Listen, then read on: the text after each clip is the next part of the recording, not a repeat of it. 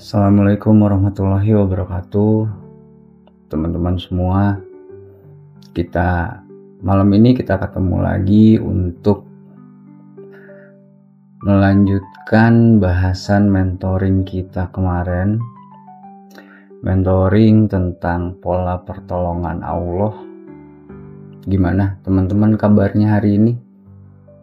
Mudah-mudahan teman-teman semua selalu diberi kesehatan dan selalu berada di dalam lindungan Allah Subhanahu wa Ta'ala dan dijauhkan dari semua hal, dari semua ujian-ujian yang terjadi, yang mungkin ada di dalam hidup teman-teman semua. Dan jika teman-teman sedang menghadapi ujian-ujian tersebut, kita sama-sama berdoa semoga ujian-ujian tersebut bisa segera diangkat oleh Allah Subhanahu wa Ta'ala. Di pembahasan kemarin, teman-teman, kita udah ngebahas untuk memahami yang namanya pola pertolongan Allah. Dan di tema mentoring kemarin pun di part 1 di video sebelum ini, kalau teman-teman mungkin ada yang belum nonton video yang sebelum ini, saya mau mengulas sedikit tentang yang kita bahas kemarin supaya kita bisa utuh nangkep dan nerima dari awal perjalanan mentoring ini sampai dengan sekarang ada di part 2 tentang pola pertolongan Allah. Kemarin kita sudah sempat bahas bahwa yang namanya ujian itu ada 3 level atau ada 3 tahapan.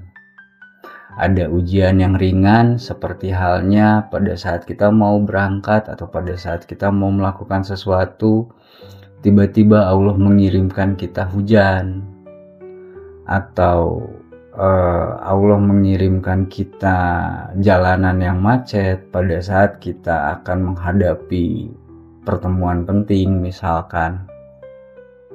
Dan banyak ujian-ujian kecil yang Allah selalu berikan di dalam kehidupan kita. Di level selanjutnya ada ujian yang mungkin kemarin saya sebut dengan ujian dengan level yang menengah, di mana ujian ini sudah mulai terasa berat, terasa sesak di dada kita, tetapi masih bisa kita solusikan. Kita harus berbuat apa untuk menyelesaikan ujian-ujian yang Allah berikan kepada kita di level yang kedua ini, teman-teman. Dan ada pula ujian di level yang ketiga, di mana ujian ini sudah sangat terasa menyesakkan dada dan membuat seluruh tubuh kita itu seolah-olah seperti yang bergetar gitu, karena saking hebatnya, saking dahsyatnya, saking kuatnya ujian yang Allah berikan di dalam hidup kita. Dan kemarin pun sudah pernah kita bahas, sudah kita bahas juga di konten yang kemarin, di mentoring yang kemarin. Kalau teman-teman mau nonton ada di video sebelum ini, bahwa ujian itu sangat erat kaitannya dengan satu bentuk rasa sabar, di mana ujian sendiri akan kita lalui seperti halnya pada saat kita merasakan sebuah ujian yang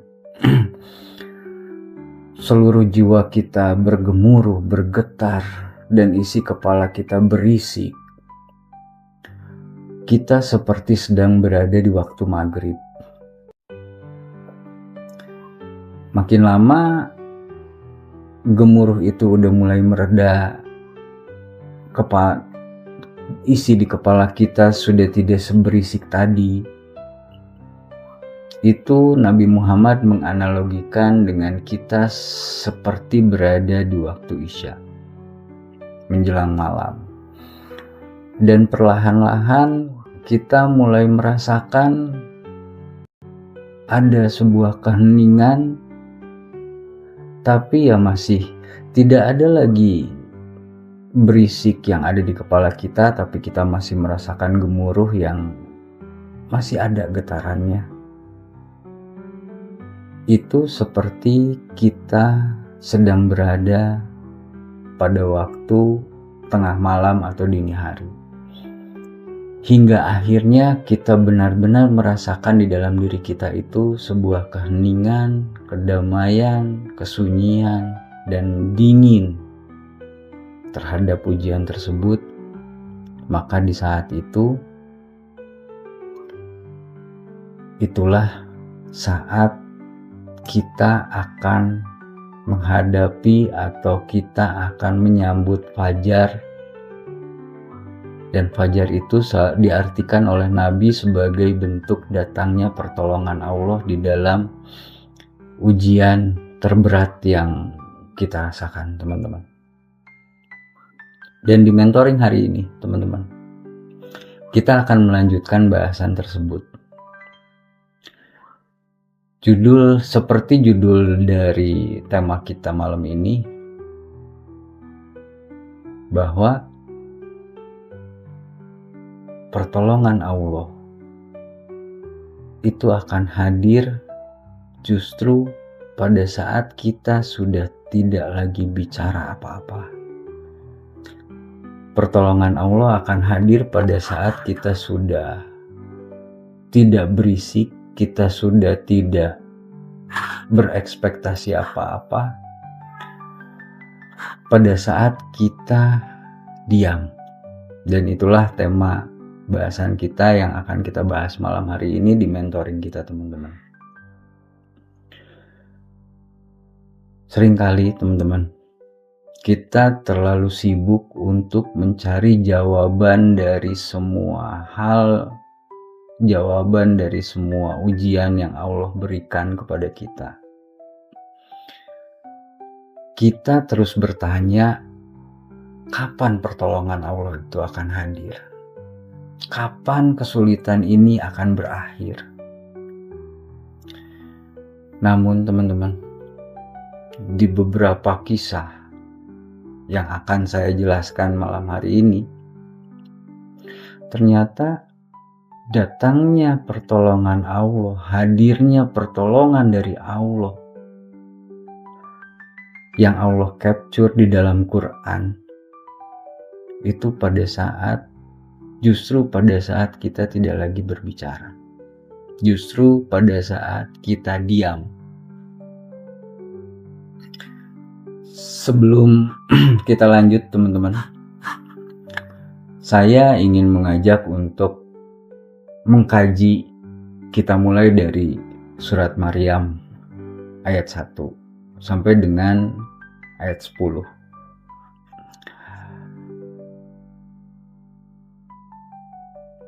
Yang dibacakan ini, teman-teman, kata Allah, adalah penjelasan tentang rahmatnya Allah kepada hambanya yang bernama Zakaria. Ini adalah capturan ceritanya Allah tentang Nabi Zakaria, teman-teman. Nabi Zakaria itu dia berdoa sama Allah untuk memiliki keturunan atau untuk memiliki anak. Tidak pernah putus asa, tidak pernah berhenti, tidak pernah menyerah, dan Nabi Zakaria berdoa sampai dengan waktu 40 tahun lamanya. Di saat tubuhnya sudah tidak muda lagi, di saat istrinya sudah tidak muda lagi, bahkan nggak mungkin untuk Nabi Zakaria sama istrinya punya anak tuh nggak mungkin gitu. Dan istrinya sudah divonis tidak bisa memiliki keturunan. Tapi Zakaria tidak menyerah, Nabi Zakaria tidak berhenti, dan Nabi Zakaria terus memohon kepada Allah. Sampai pada saat dimention tuh sama Allah doanya. Doanya Nabi Zakaria dijawab sama Allah. Di surat Maryam ini Allah bilang gini,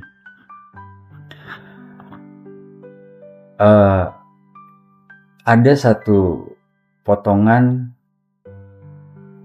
pada saat Nabi Zakaria sudah hampir menyerah, teman-teman.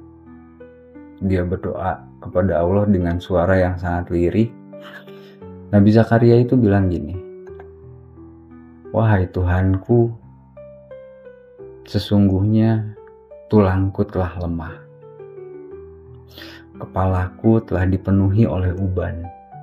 Dan aku tidak pernah kecewa di dalam berdoa kepadamu, ya Allah, ya Tuhanku.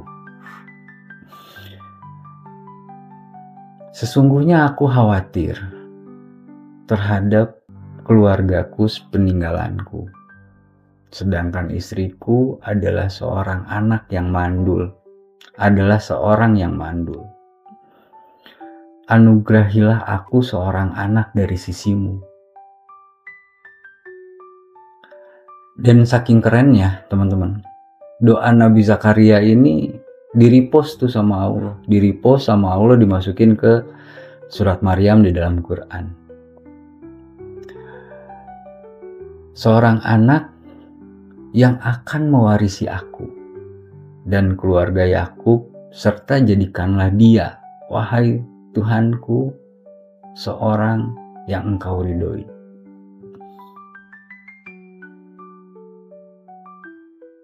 Pada saat Nabi Zakaria berdoa dengan sebuah kepasrahan, dengan sebuah gimana sih kita ngerasa kalau ini udah gak mungkin, gak bisa, gak mungkin, tapi dengan sebuah kekuatan yang kita percaya bahwa tidak ada yang tidak mungkin di sisi Allah, tiba-tiba Allah jawab, teman-teman. Allah jawab gini, "Wahai Zakaria, kami memberi kabar gembira kepadamu dengan seorang anak laki-laki yang bernama Yahya. Yang nama itu tidak pernah kami berikan sebelumnya kepada siapapun." Tiba-tiba, teman-teman, pada saat Allah menjawab doanya Nabi Zakaria lewat Jibril bilang, "Ya Zakaria, engkau akan dikasih anak laki-laki. Dan berilah anak laki-laki itu nama Yahya. Nama yang baik, nama yang mulia yang tidak pernah kami berikan sebelumnya, atau tidak pernah Allah berikan sebelumnya kepada hambanya siapapun." Terus di dalam dialog itu, teman-teman, Nabi Zakaria tuh nanya lagi lewat Jibril gitu ya, nanya ke Allah lewat Jibril, "Ya Allah, ya Gabriel gitu, ya Jibril, bagaimana mungkin aku akan mempunyai seorang anak, sedangkan istriku aja seorang yang mandul, dan sungguh aku sudah mencapai usia yang sangat tua," kata Nabi Zakaria. Jadi di framing ini, teman-teman, kebayang nggak? Kita berdoa sesuatu yang udah kita hampir nyerah banget, kita nggak tahu, dan kita tahu kita doa itu nggak mungkin untuk bisa terjadi. Tiba-tiba di-repost sama Allah gitu. Tiba-tiba dijawab sama Allah lewat Jibril, kita dikasih gitu. Yang kita tahu kondisi kita tuh nggak mungkin. Nah, itu yang terjadi sama Nabi Zakaria itu. Pada saat itu Nabi Zakaria usianya sudah tidak muda lagi, dan sampai Nabi Zakaria aja nggak percaya. "Ya Jibril, gimana mungkin saya bisa punya anak? Saya ini udah tua dan istri saya mandul dan kita udah tua gitu.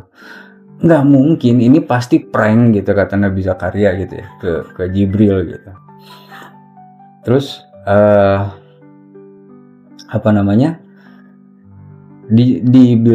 dijawab lagi tuh sama Allah lewat Jibril.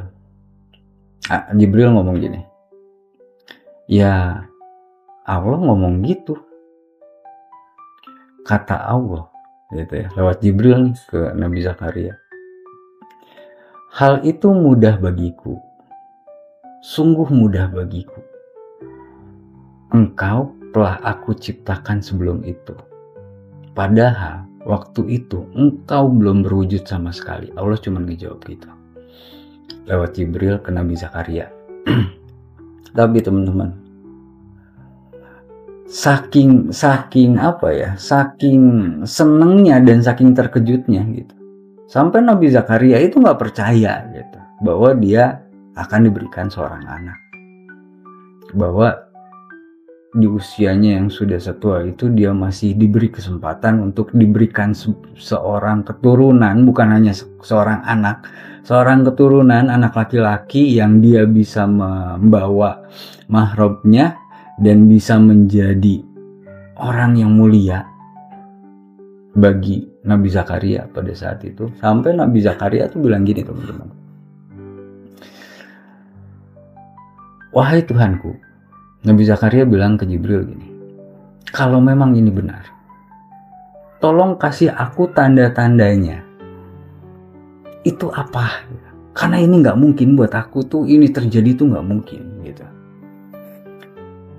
Terus Allah lewat Jibril tuh ngomong gitu ke Nabi Zakaria,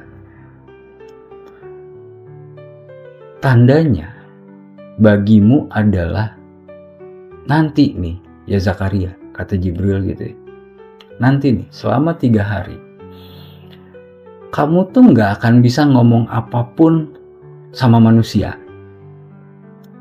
selain kamu hanya dikasih izin atau hanya bisa ngomong dengan menyebut nama Allah atau bertasbih. Jadi teman-teman, dijawab lagi nih sama Allah gitu ya, ketidakpercayaan Nabi Zakaria ini gitu. Allah bilang, jadi Nabi Zakaria itu untuk dikasih tanda-tandanya itu dikasih tuh sama Allah selama 3 hari. Nabi Zakaria itu nggak bisa ngomong kayak kita, kayak gini tuh nggak bisa. Nabi Zakaria cuma bisa berzikir.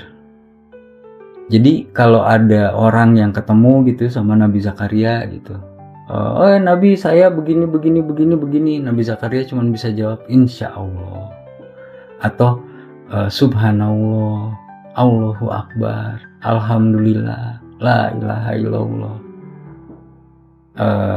la haula wala quwata, astagfirullahalazim. Udah cuman itu yang bisa Nabi jawab.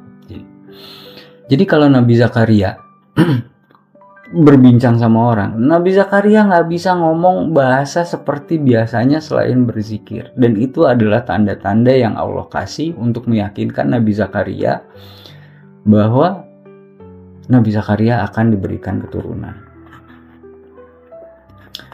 Lalu Nabi Zakaria keluar dari mihrab menuju kaumnya, dan selama 3 hari itu Nabi Zakaria hanya memberikan isyarat kepada kaumnya agar bertasbihlah kamu pada waktu pagi dan petang gitu. Jadi seolah-olah tuh dibungkus sama Nabi Zakaria bahwa Nabi Zakaria mencontohkan untuk selalu bertasbih gitu. Padahal memang sama Allah Nabi Zakaria dibikin nggak bisa ngomong teman-teman, nggak bisa bicara apa-apa, nggak bisa ngomong bahasa kita selain bertasbih ke Allah.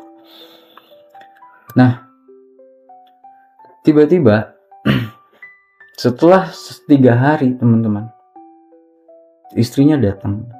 Nabi Zakaria dikasih kabar yang luar biasa bahwa istrinya mengandung, istrinya hamil.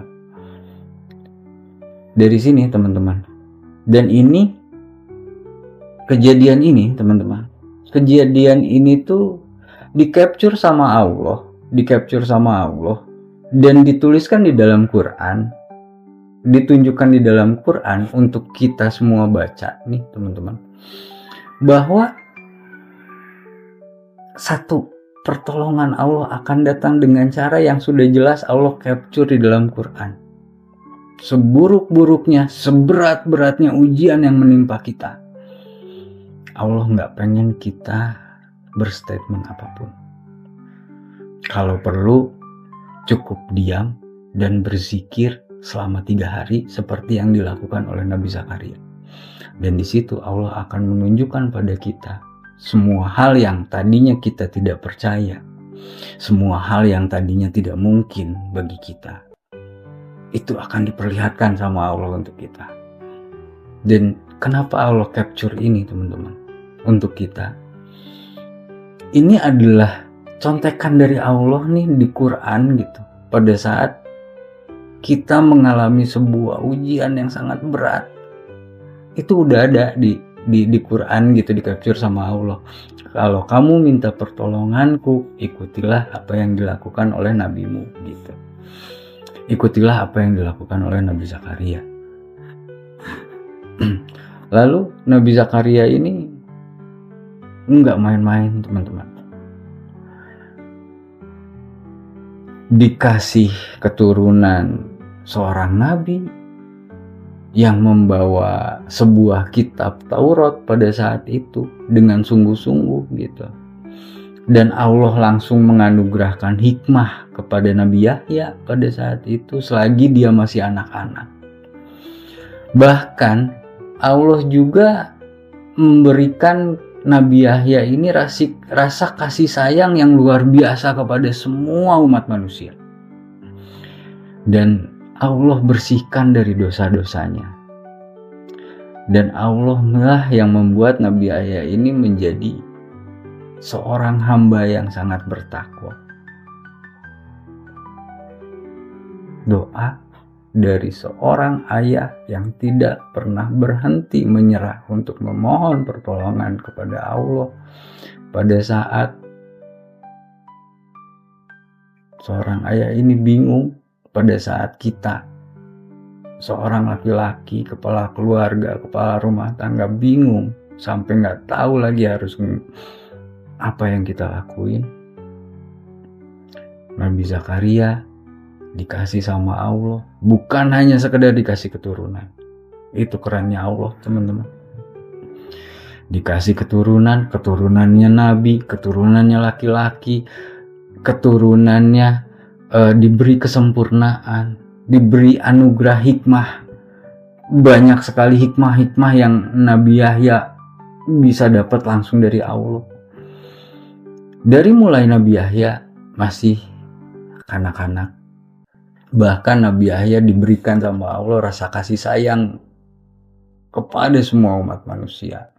Dan satu lagi teman-teman, Nabi Yahya dijadikan sama Allah menjadi orang yang berbakti kepada orang tuanya, dan dia bukan orang yang sombong dan bukan orang yang durhaka. Allah membuat Nabi Yahya mengizinkan Nabi Yahya, memberikan kesejahteraan bagi Nabi Yahya pada hari dia dilahirkan, pada hari dia wafat, dan pada hari dia dibangkitkan hidup kembali. Pertanyaannya teman-teman, siapa yang gak mau punya anak seperti Nabi Yahya? Dan Allah udah kasih tahu caranya ke kita lewat capture kejadian yang dialami oleh Nabi Zakaria di dalam surat Maryam.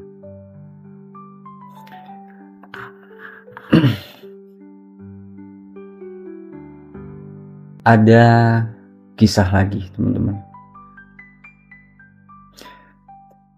Kisah gimana Nabi Yunus bisa mengajarkan kita sebuah hal yang sangat penting, sebuah kekuatan yang luar biasa.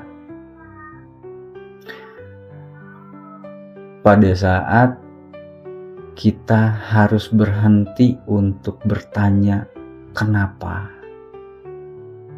apa, gimana, dan kita mulai berserah.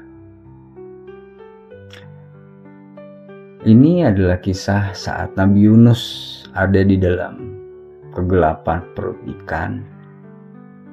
Nabi Yunus tuh gak berusaha untuk mengendalikan keadaan, gak berusaha untuk mengontrol keadaan. Nabi Yunus hanya mengakui kesalahannya pada saat itu dan bertasbih sama Allah dan menyerahkan dirinya sepenuhnya kepada Allah. Dan saat itulah, pada saat semuanya sudah dia serahkan, Allah menyelamatkannya. Allah membuka pertolongan untuk Nabi Yunus, teman-teman. Bahkan pada saat Nabi Yunus ada di dalam perut ikan itu, teman-teman, Nabi Yunus sama sekali tidak memaki, tidak meminta apapun, tidak berusaha apapun. Yang Nabi Yunus katakan apa, teman-teman? Yang bisa jadi pelajaran untuk kita. Nabi Yunus itu cuma berkata gini, La ilaha illa anta, tiada Tuhan selain Engkau. Subhanaka, maha suci Engkau. Inni kuntu minal zolimin, sesungguhnya aku termasuk orang-orang yang zolim. Dan saking kerennya, teman-teman, apa yang Nabi Yunus katakan ini Allah capture juga di dalam surat An-Nabiyah ayat 87. Ini yang pada saat Nabi Yunus diam, pasrah, justru Allah capture. Dan jawabannya pun Allah capture, teman-teman. Jawaban dari Allah capture di dalam surat An-Nabiyah ayat 88. Allah bilang, maka kami kabulkan doanya dan kami selamatkan dia dari kedukaan. Dan demikianlah kami selamatkan orang-orang yang beriman. Di dalam hidup, teman-teman, seringkali kita melihat dan kita mengira bahwa semakin keras kita berusaha, maka kita pikir pertolongan itu akan semakin cepat datang. Tapi teman-teman, ada kalanya Allah itu cuma pengen kita untuk diam. Bukan untuk menyerah, tapi untuk belajar percaya bahwa Allah ada.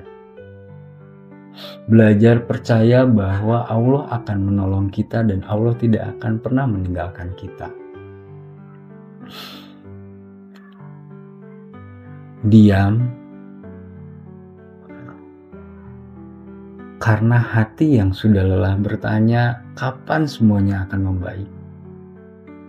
Diam mungkin karena sudah tidak ada lagi air mata yang tersisa untuk menangis. Diam karena mungkin satu-satunya yang tersisa di dalam diri kita hanyalah kepasrahan dan menunggu pertolongan dari Allah, teman-teman. Justru di saat itulah seringkali Allah hadir, Allah datang dengan cara yang kita tidak pernah duga sama sekali sebelumnya.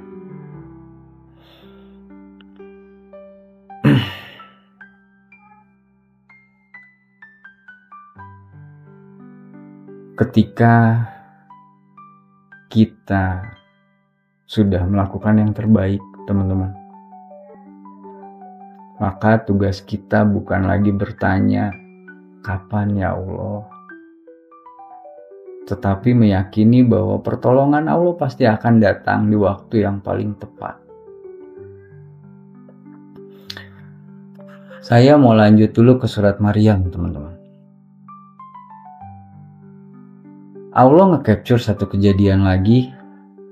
Tadi kita udah bahas capturannya Allah tentang Nabi Zakaria, capturannya Allah tentang Nabi Yunus. Ada satu lagi capturannya Allah yang keren banget. Itu tentang Siti Maryam. Ceritakanlah wahai Nabi Muhammad Bahkan Allah nyuruh Nabi Muhammad untuk menceritakan tentang Siti Maryam, tentang Maryam di dalam kitab Al-Quran. Yaitu ketika ia mengasingkan diri dari keluarganya ke satu tempat di sebelah timur yang bernama Baitul Maqdis. Dia, Maryam, memasang tabir yang melindunginya dari mereka. Lalu kami mengutus malaikat Jibril ini punya satu kedudukan yang istimewa, teman-teman, buat Allah. Semua malaikat itu baik, tapi khusus untuk Jibril ini punya satu kedudukan yang istimewa, sehingga Allah itu menyebutnya sebagai Rohul Kudus atau Roh Kudus gitu. Jibril atau Gabriel. Jadi ceritanya, teman-teman, Siti Maryam lagi diem, lagi berdoa. Tiba-tiba Jibril ini menampakkan dirinya dengan wujud atau dalam bentuk yang keren, yang sempurna. Teman-teman, kalau Allah bilang keren, itu artinya memang kerennya tuh bukan keren level kita manusia gitu. Kerennya tuh keren banget gitu. Kalau laki-laki itu wah gantengnya tuh ganteng banget gitu. Manusia aja, Nabi Yusuf yang gantengnya tuh kerennya tuh keren malaikat gitu. Itu perempuan aja udah sampai dia lagi ngupas buah sampai tangannya kepotong nggak kerasa. Jibril itu yang benar-benar malaikat dan Allah bilang dia dalam bentuk yang keren gitu, dia dalam bentuk yang sempurna gitu. Kebayang nggak teman-teman? Buat uhti nih, buat bunda-bunda gitu, kalau tiba-tiba lagi berdoa gitu di satu ruangan yang kosong, kita lagi memohon, tiba-tiba ada sesosok laki-laki yang keren banget di depan kita. Ganteng banget. Belum pernah ada laki-laki yang seganteng ini yang kita lihat gitu. Dan Maryam itu elegan, teman-teman. Maryam itu nggak kalah keren. Maryam itu perempuan yang elegan banget. Pada saat Maryam melihat, Maryam langsung nundukin kepalanya. Dan apa yang Maryam bilang? Maryam langsung bilang, Qala anta a'udzu birahmani. Jadi Maryam ini langsung bertaus, teman-teman, saking elegannya gitu. Cuman kalau ngelihat hal yang menyeramkan kan kita mungkin yang diomongin itu auzubillahi minasyaitonirrajim gitu. Ini karena begitu dilihat ini orang keren banget gitu. Kayaknya nggak mungkin kalau dia jin gitu, kalau dia setan tuh nggak mungkin gitu. Dan Maryam bisa langsung bernarasi a'udzu birahman minka in kunta taqiyya. Ini bahasa spontan. Ini tuh keren banget, teman-teman. Bahasa spontan seorang perempuan pada saat dia melihat laki-laki yang ganteng banget, keren banget. Nggak bisa dibilang deh, nggak bisa dijelasin deh gitu kerennya kayak apa gitu, saking kerennya. Dia cuman bilang gini, sesungguhnya aku berlindung kepada Tuhan yang Maha Pengasih darimu untuk berbuat jahat kepadaku jika kamu seorang yang bertakwa, sambil menundukkan kepalanya gitu. Ini perempuan elegan banget, teman-teman. Terus udah gitu Jibril ngomong, sesungguhnya aku hanyalah utusan Tuhanmu. Dan di situ Maryam sadar, oh malaikat, ya udahlah nggak mungkin gitu ya untuk ngapa-ngapain gitu, untuk berharap gitu kan, dia laki-laki yang ganteng gitu, Maryam berharap nggak mungkin lah. Oh ya udah biasa lagi gitu.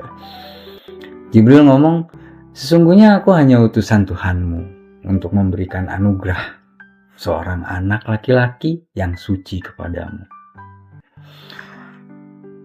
Dan Maryam, seorang perempuan, belum pernah menikah, jangankan menikah, disentuh aja belum pernah.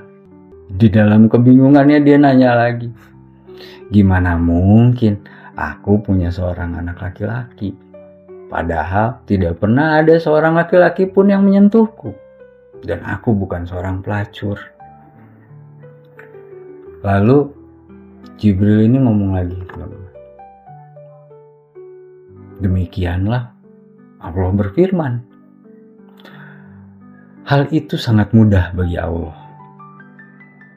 Dan agar hal itu bertujuan supaya menjadi tanda kebesarannya Allah bagi umat manusia dan rahmat dari Allah.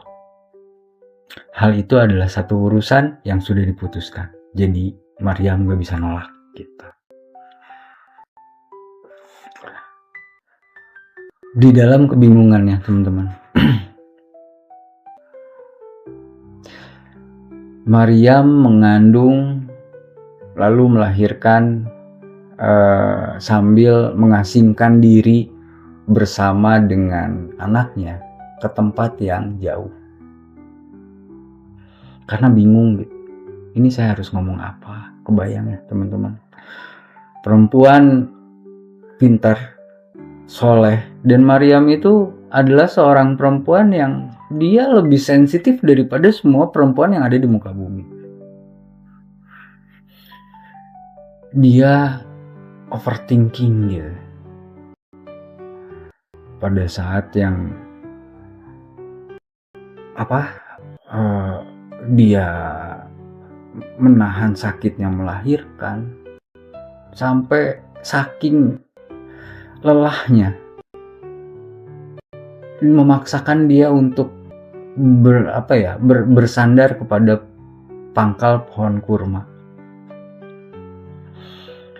Dan saking overthinkingnya teman-teman, Maryam tuh sampai ngomong gini, ya Allah, seandainya aku mati sebelum ini dan menjadi seorang yang tidak diperhatikan dan dilupakan selama-lamanya. Saking bingungnya, apa yang harus saya jelasin gitu. Saya tiba-tiba mau pulang nih ke kampung bawa anak saya. Lah, saya belum nikah, saya pacaran aja nggak pernah, disentuh laki-laki aja nggak pernah, tiba-tiba saya pulang bawa anak, gimana ceritanya? Dan di keputusasaan itu, Maryam hanya bisa diem, mengadu sama Allah, pasrah sama Allah, bingung, dan gak tahu harus ngomong apa-apa lagi. Tiba-tiba dihibur tuh sama Gabriel gitu ya. Datang lagi Jibril menghibur Maryam. Pada saat Maryam diam, tiba-tiba datang pertolongan Allah. Datanglah Jibril. Ya Maryam, janganlah engkau bersedih. Sungguh Allah telah menjadikan anak sungai di bawahmu. Lalu goyangkanlah pangkal pohon kurma itu ke arahmu. Niscaya pohon itu akan menjatuhkan buah kurma yang masak padamu. Makan, minum, dan bersukacitalah engkau. Jika engkau nanti pulang, lalu engkau melihat seseorang, katakanlah, ini yang Allah suruh ke Maryam pada saat Maryam akan menghadapi kaumnya, teman-teman. Allah suruh apa? Katakanlah kepada mereka, sesungguhnya aku telah bernazar untuk puasa bicara untuk Tuhan yang Maha Pengasih. Oleh karena itu, aku tidak akan berbicara dengan siapapun pada hari ini.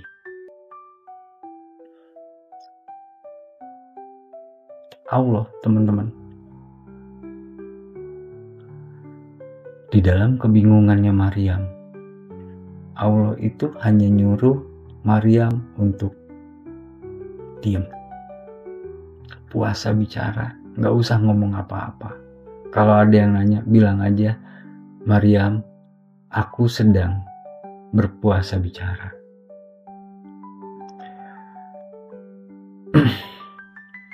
Lalu Maryam membawa bayi itu pulang ke kampungnya. Maryam membawa bayi itu pulang ke kampungnya, bertemu kepada kaumnya, dan sambil menggendong bayi itu, teman-teman. Kebayang gak, teman-teman, kalau tiba-tiba nih, teman-teman, ada di kondisi, ada di posisinya Maryam dengan diberikan dengan diberikan anugerah dari Allah bahwa teman-teman itu orang yang sangat-sangat sensitif, bahkan orang yang paling sensitif, perempuan yang paling sensitif yang ada di muka bumi. Dia harus menanggung malu, dia harus bingung, dia harus menanggung, berkecambuk semua. Dan begitu sampai, benar aja, kaumnya datang menghina Maryam tanpa henti. Wahai Maryam, sungguh engkau benar-benar telah membawa sesuatu yang sangat munkar. Gimana kalau teman-teman tiba-tiba difitnah, bukan sama satu orang, sama satu kota, bahwa kamu itu sudah membawa aib, membawa bencana, membuat malu, dan lain sebagainya hinaan. Wahai saudara Harun perempuan, ayahmu bukan seorang yang berperangai buruk, dan ibumu bukan pula seorang pezina. Gimana kalau teman-teman ada di posisi Maryam pada saat itu, yang teman-teman dituduh seolah-olah menjadi perempuan yang tidak baik gitu, menjadi seorang pelacur. Sakit hati, marah, kesel pasti, emosi, udah campur aduk tuh, pengennya ngejawab aja gitu kan. Tapi Allah nyuruh Maryam untuk diam. Lalu Maryam cuman nunjuk ke bayinya, tanya aja sama dia. Terus berhenti sampai situ? Enggak. Kaumnya malah, nih bener-bener nih Maryam udah sakit jiwa nih gara-gara selingkuhannya, gara-gara laki-laki yang tidak bertanggung jawab yang ninggalin dia gitu.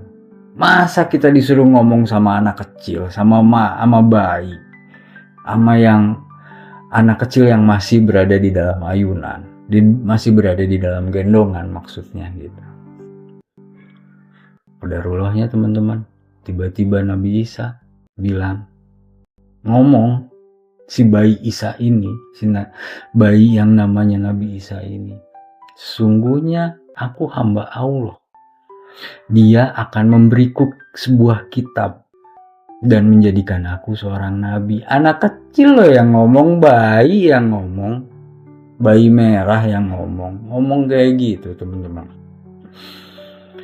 Allah menjadikan aku seorang yang diberkahi di mana saja aku berada, dan memerintahkan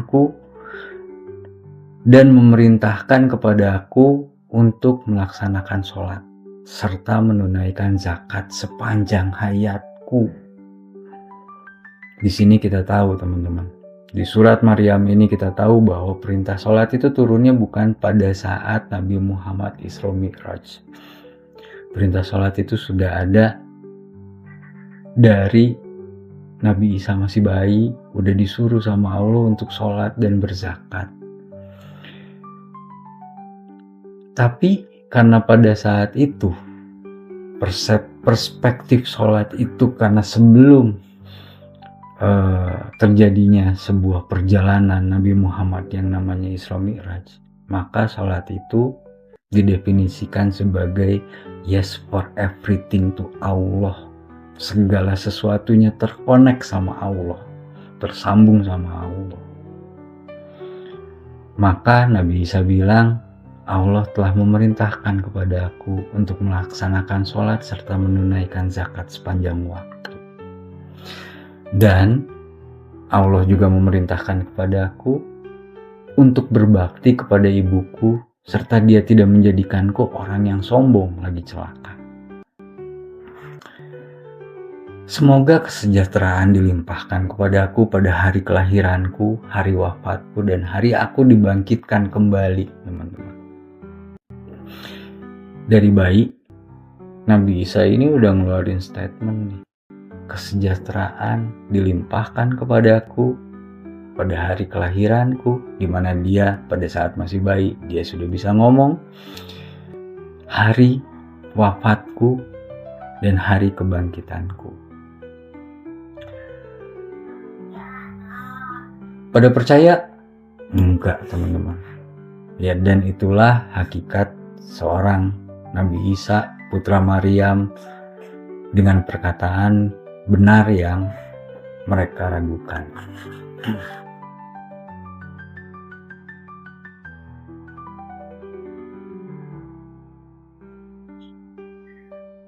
Ada sebuah kisah lain yang mengajarkan kita makna dari diam, teman-teman.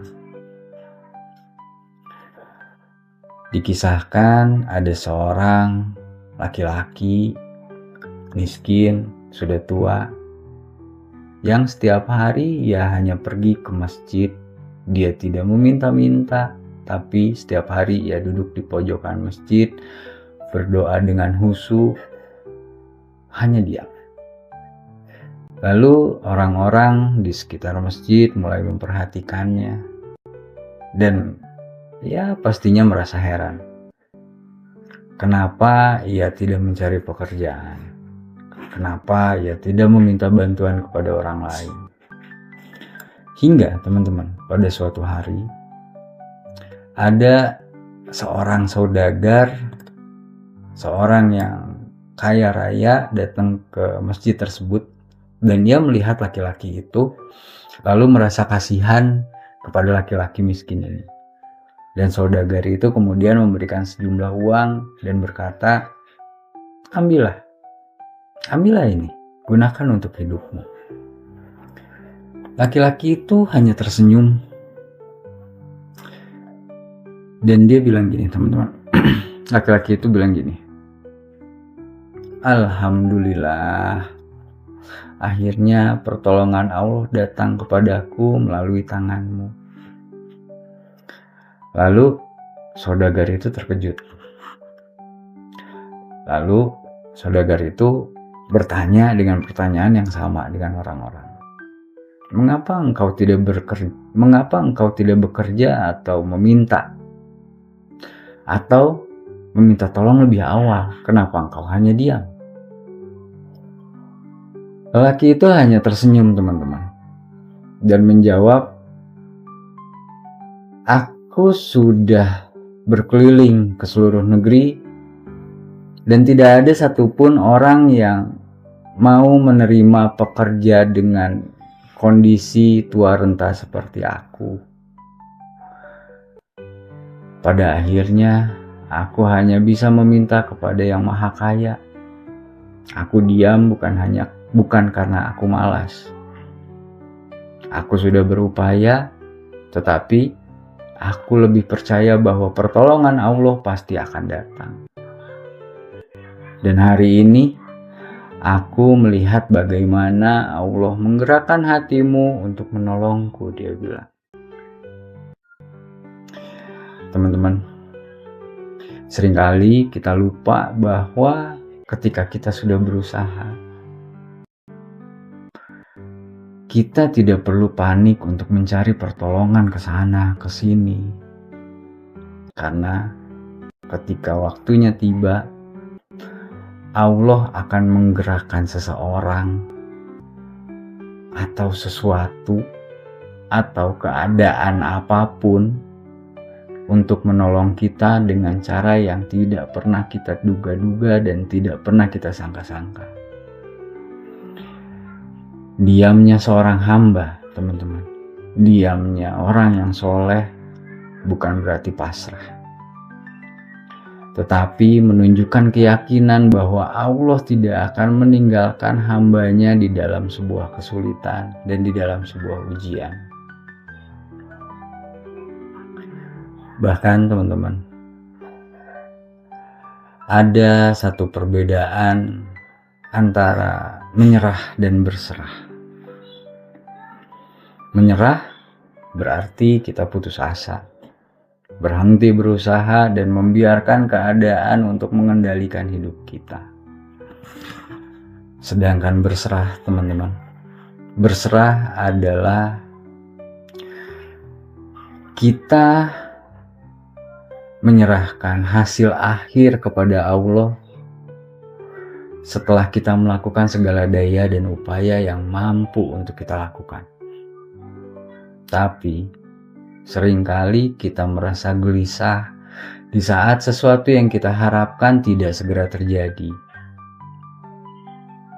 Mungkin, teman-teman, Allah menunda sesuatu itu bukan karena Ia tidak mendengar doa kita, bukan karena Allah tidak mendengar doa kita, tetapi karena kita yang belum siap untuk menerima doa tersebut. Misalnya, ada seorang anak kecil yang meminta pisau kepada ibunya, atau anak kita minta pisau sama kita. Tentu kita nggak akan langsung memberikan pisau tersebut. Bukan karena kita nggak sayang sama anak kita, tapi karena kita tahu bahwa anak kita belum siap untuk menerima benda tersebut. Begitu pula sama Allah, teman-teman. Jika sesuatu belum Allah berikan kepada kita, mungkin karena kita belum siap, mungkin karena kita masih perlu belajar, mungkin karena kita masih perlu untuk mempersiapkan diri, mempersiapkan hati, dan mempersiapkan jiwa kita agar ketika pertolongan Allah itu datang, kita bisa menerimanya dengan bijak. Di saat kita diam, teman-teman, kita akan berhenti untuk mendikte Allah tentang apa yang harus terjadi dan tentang semua yang kita inginkan. Pada saat kita diam, saat itulah Allah menunjukkan kebesarannya dengan caranya sendiri, teman-teman.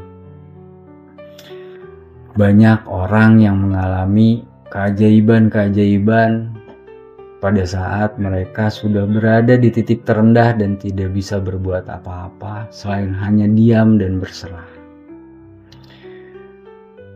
Di mentoring kemarin, di konten sebelum ini, saya menceritakan ada seorang ibu yang kehilangan anaknya karena kecelakaan, dan ia hanya bisa berdoa sambil menangis. Bertahun-tahun ia merasakan duka dan kehilangan yang sangat mendalam, hingga akhirnya ia sadar bahwa Allah tidak mengambil anaknya untuk menyiksanya, untuk menjadikan penderitaan untuk dirinya.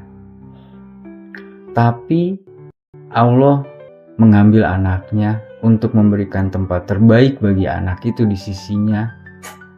Dan perlahan, dengan kesabaran dan keyakinannya, perempuan ini mulai bangkit dan menjalani hidupnya kembali dengan lebih tenang. Di konten yang sebelumnya pun saya menceritakan ada seorang pengusaha yang bangkrut, kehilangan segalanya dan hampir menyerah. Tapi justru di dalam diamnya, teman-teman, di dalam refleksi dirinya, ia menemukan sebuah peluang baru yang akhirnya membawa kepada kesuksesan yang lebih besar. Setiap kita pasti memiliki cerita masing-masing di dalam hidup ini, teman-teman. Tapi selalu ada satu benang merah yang bisa menghubungkan semuanya, yaitu pertolongan Allah akan selalu datang di waktu yang tepat. Jika saat ini kita sedang berada di dalam ujian, teman-teman, seolah-olah seperti yang tidak ada jalan keluar, seolah-olah seperti doa-doa kita tidak pernah didengar sama Allah. Nggak usah panik, teman-teman. Tenanglah, karena Allah itu nggak pernah jauh. Mungkin saat ini kita merasa diam, itu karena kita nggak tahu lagi harus berkata apa. Kita nggak tahu lagi harus berucap apa sama Allah. Kita nggak tahu lagi mau ngomong apa. Kita bahkan nggak tahu lagi mau berdoa apa sama Allah. Tapi justru, teman-teman, di dalam diam itu Allah sedang bekerja untuk kita. Maka jangan pernah takut, jangan pernah ragu, karena pertolongan Allah pasti akan datang. Seperti malam yang gelap, pasti akan ada fajar. Seperti badai yang besar, pasti akan ada terang. Allah lebih dekat daripada apa yang kita kira, teman-teman.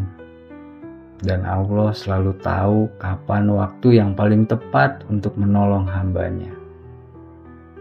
Percayalah sama Allah, teman-teman, dan biarkan Allah lah yang bekerja di dalam diam kita.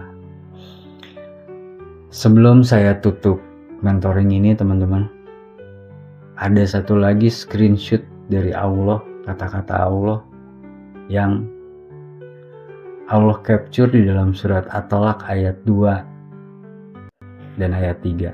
Allah bilang gini,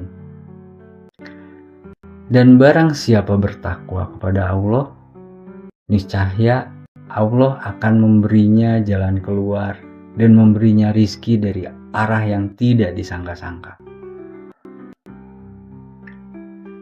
Mungkin sekian dulu, teman-teman, mentoring kita malam ini.